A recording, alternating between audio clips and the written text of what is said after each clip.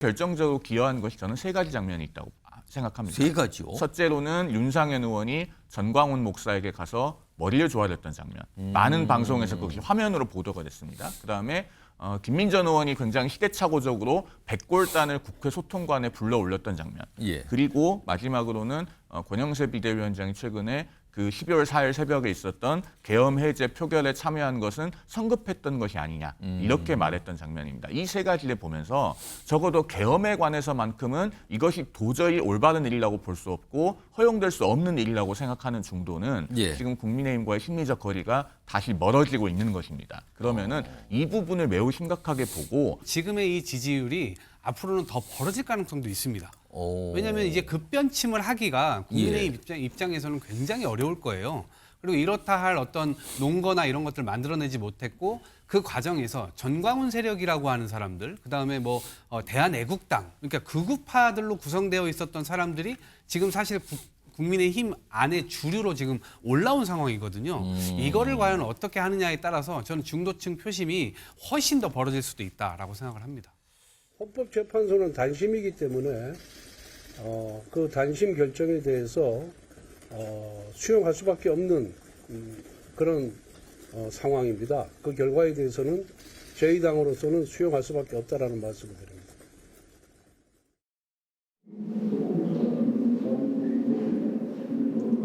이재명이란 자가 다시는 이 땅에 사님들, 장로님들,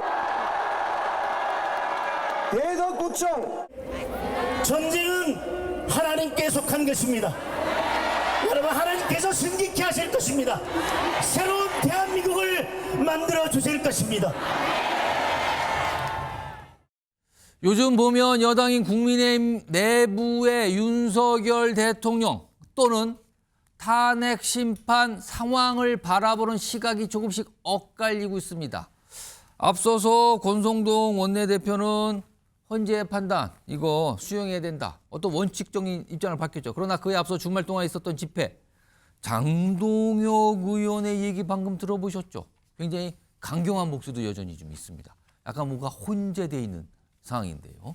자, 이런 상황에서 최근에 여당과 관련해서 지지율 분석이 꽤 많이 이루어지고 있고요. 여론조사 결과도 좀 나오고 있는데 우선 첫 번째 내용 좀 볼까요? 여기에 보면은 중수청이라는 표현이 좀 들어가 있습니다. 확인해 보시겠습니다. 자, 보시면 이게 지난주 후반에 나왔던 한국갤럽 여론조사 중에 한 대목이에요. 다음 대통령, 그러니까 이거는 아마 이제 조기 대선을 가정을 한 거죠. 조기 대선이 열린다면 그 결과는 어떻게 기대하십니까라는 질문이었어요. 정권 유지와 정권 교체 두 가지 대답인 거죠.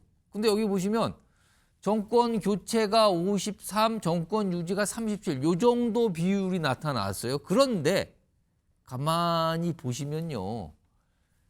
특히 수도권, 인천, 경기 지역에는 조금 더 차이가 나죠, 지금요. 여기가 수입니다, 수도권. 그리고 20대, 18살에서 29살, 20대입니다. 여기는 32대 47. 특히 중도는요, 격차가 더 많이 벌어졌어요.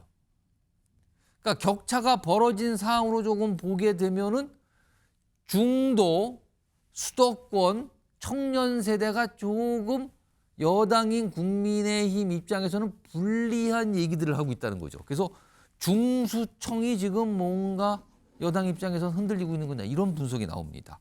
그리고요. 여기에 더해서 오늘 나온 여론조사 하나가 있는데 그중에서 중도층만 좀 따로 한번 보겠습니다. 다음 보시죠. 중도층이 바라보고 있는 정당에 대한 평가, 정당 지지도예요. 여기 보시면 뭐 최근 한 달여 정도인데 막 혼재돼 있다가 최근 것만 보세요. 아래 빨간색이 여당, 위에 파란색이 이제 야당, 민주당, 국민의힘 이렇게 각각 되는데 위에 민주당이 45.6, 국민의힘이 35.3. 그전엔 좀 있고요. 조금 좁혀지겠지만 격차가 좀 벌어지고 있습니다. 그러니까 중도층이 약간 뭔가를 멀리 보고 있는 것 같다. 이런 시각인데 요거 지금 세 분 나오셨거든요. 송영훈 전 국민의힘 대변인 자리하고 계시고요. 그러면 이동학 전 민주당 최고위원 그리고 이경민 변호사 나와 계십니다. 안녕하십니까? 안녕하세요. 우선 요거 이동학 전 최고위원께. 네. 중수청도 그렇고 특히 중도층 정당 지지율이 조금 요즘에 국민의힘이 딸리고 있어요. 전체적인 평균 지지율은 지지율은 여론조사에 따라서는 이렇게 비슷비슷하게 나오는 것도 꽤 있는데 중도층만 놓고 보면은 민주당이 앞서고 국민의힘이 조금 뒤처지고 있는 게 격차가 좀 나오고 있습니다. 이거 어떻게 좀 분석해야 됩니까? 그러니까요. 처음에는 윤석열 대통령을 지키자 이러한 흐름에서 보수가 계속해서 과표집됐기 때문에 일정 부분 평균을 좀 끌어올리는 효과가 있었죠.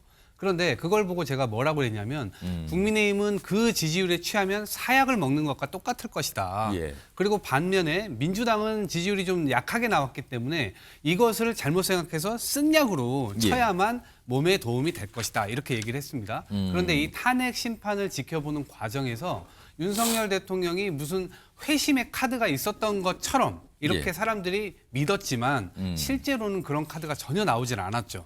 그리고 이제 사실은 여론조사에 잘 응하지 않았던 이제 이 중도층이 제대로 된 이 판단들 이런 것들을 이제 적극적으로 앞으로 하게 될 가능성이 높거든요. 예. 그러면 지금의 이 지지율이 앞으로는 더 벌어질 가능성도 있습니다.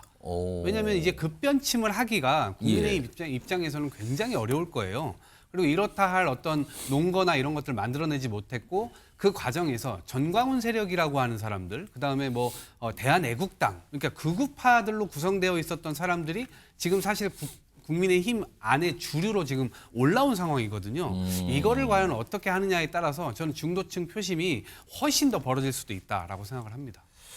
당내에서도 국민의힘 내부에서도 약간 중도층 표심에 대해서 약간 걱정을 하는 목소리가 있습니다. 대표적으로 안철수 의원인데요. 들어보시죠. 그게 제가 제일 우려했던 그런 부분입니다. 민주당은 오히려 중도층 공략에 열을 올리고 있습니다. 그래서 나타난 어떻게 보면 당연한 지금 결과라고 생각합니다. 이대로 그냥 두면 우리 당이 위험하다는 그런 생각을 하고 있습니다. 중도층과 관련된 어떤 일관된 이렇게 맥이 있는, 그러니까 이 중도층만 따로 보면은 민주당과 국민의힘의 지지율 격차가 좀 벌어져 있는, 요거는 계속 나타나고 있는데 송영훈 전 대변인은 이거 좀 어떻게 보십니까? 당내에서 좀 심각하게 인식을 하고 있습니까? 어떤 분위기입니까? 심각하게 인식을 해야 된다고 생각합니다. 안철수 의원 같은 경우에 과거에 극중주의를 표방하기도 했고 예. 이를테면은 원조 중도 전문가 같은 분 아니겠습니까? 그러니까 중도 민심에 대한 심각성은 가장 크게 인식하고 있는 그런 분 중에 한 분일 거라고 생각이 되는데요. 저런 경고를 새겨들 필요가 있죠. 지금 예. 저희가 앞서 본 그 지지율 그래프는 어느 한두 주간의 흐름으로 인해서 형성된 것은 아니라고 보입니다. 왜냐하면 이 12월 3일 비상계엄 선포 이전에는 중도층에서의 지지율 차이가 저렇게 크지 않았습니다. 예. 그게 계엄 선포 이후에 급전직하했다가 조금 회복이 되는 듯 했지만 여전히 격차가 있는 것 아니겠습니까? 예. 여기에 결정적으로 기여한 것이 저는 세 가지 장면이 있다고 생각합니다. 세 가지요? 첫째로는 윤상현 의원이 전광훈 목사에게 가서 머리를 조아렸던 장면. 많은 방송에서 그것이 화면으로 보도가 됐습니다. 그다음에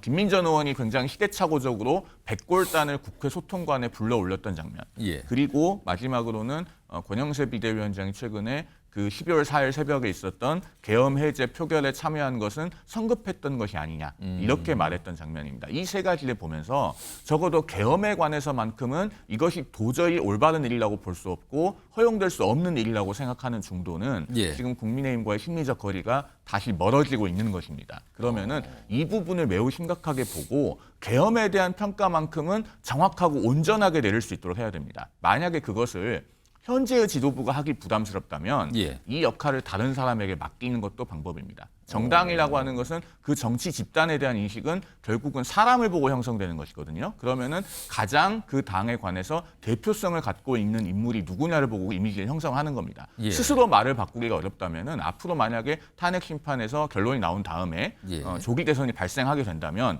그 국면에서의 중요한 역할은 다른 인물이, 즉 중도 보수의 영역을 회복할 수 있는 인물이 대체한다면은 이 문제를 해결할 수 있는 하나의 방안이 될 수 있지 않을까 개인적으로는 그렇게 생각합니다. 내부에서도 이런 얘기 하시는 분이 많이 있고요. 근데 또 일각에서는 이거는 글쎄요, 약간 반대편에서는 크게 문제가 되지 않는다. 뭐 이런 상황에 또 판단을 하는 목소리도 있다. 그러네요, 지금. 하여튼 지지율 조사 최근에 나올 때마다 좀 분석이 되는 내용이었습니다. 중수청이 지금 여당인 국민의힘을 어떻게 바라보고 있는가. 이거에 대한 분석이었습니다.